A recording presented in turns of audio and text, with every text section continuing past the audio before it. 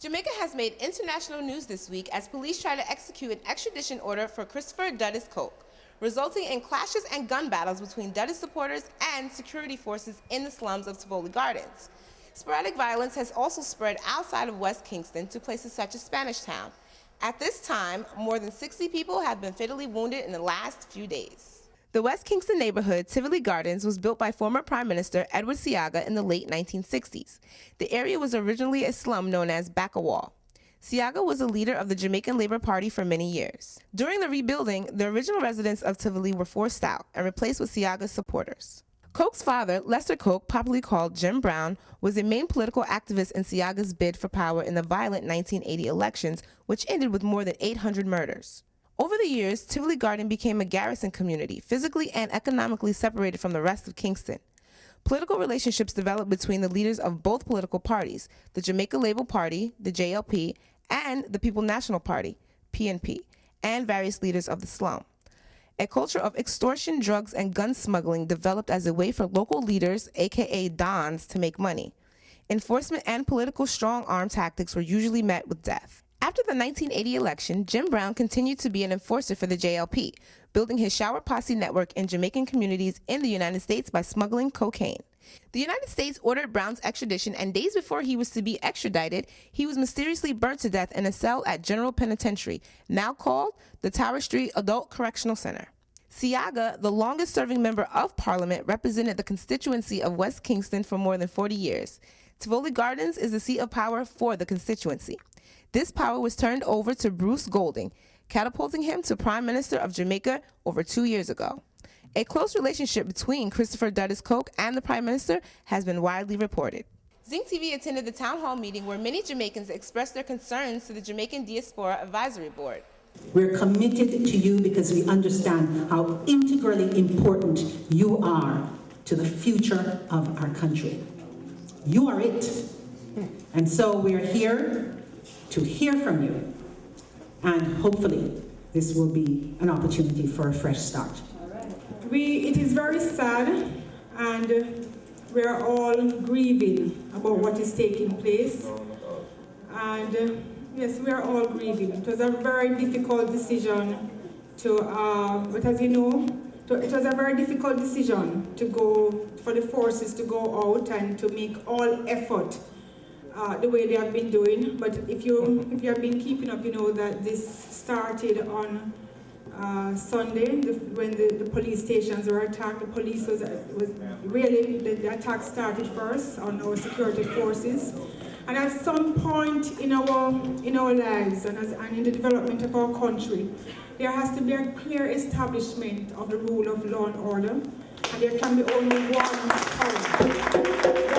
After the Prime Minister presented to Parliament that he sanctioned the arrangement between MANA and the Jamaica Labour Party, I personally felt that he should have resigned. Right? That was my personal feeling. So, and then, with what has transpired, then I don't think that would be in the best interest of the country necessarily right now. But since you guys, both of you serve at the discretion of the Prime Minister, what has been your own reflection process? Like, how do you now serve in basically at his discretion with, under his leadership? Like, how have you reflected on the entire thing? I have a very different perspective from what is popularly believed here, that the Prime Minister lied. They are talking all this talk, and the truth has not yet been revealed.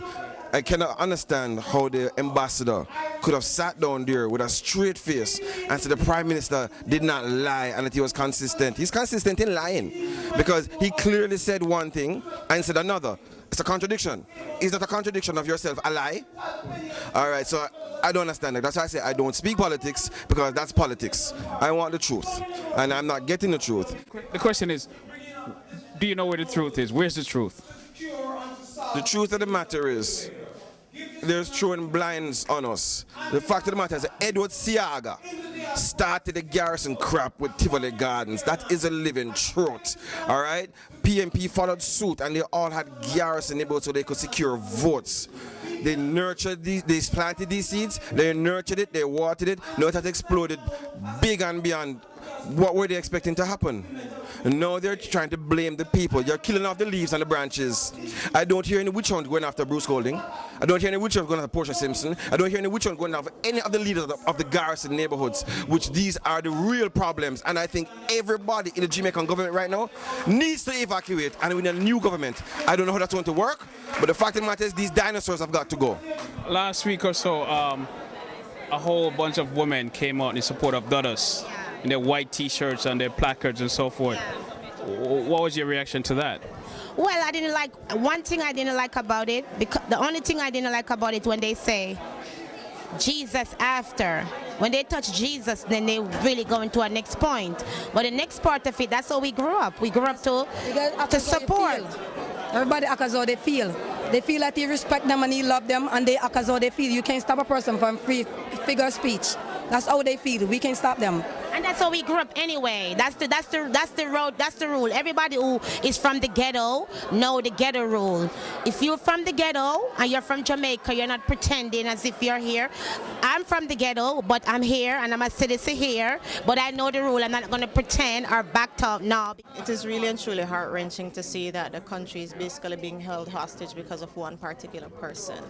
And, you know, Jamaica has had a big problem over the years throughout history with crime and violence, and to see that it comes to this point where it is not a group of people but it's just one person that is causing the country to be at this state right now, it really sends a message to the world. Basically, it's like we have a terrorist down there, literally.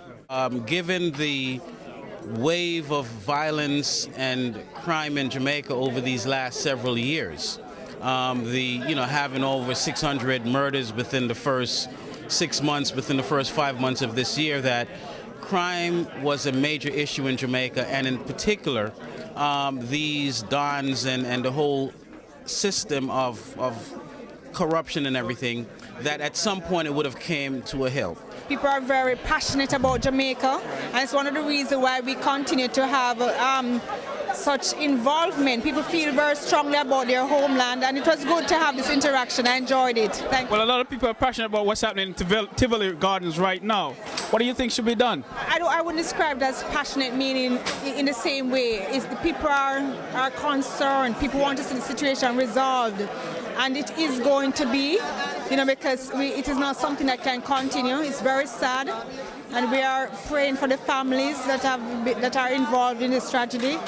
But it will be resolved soon.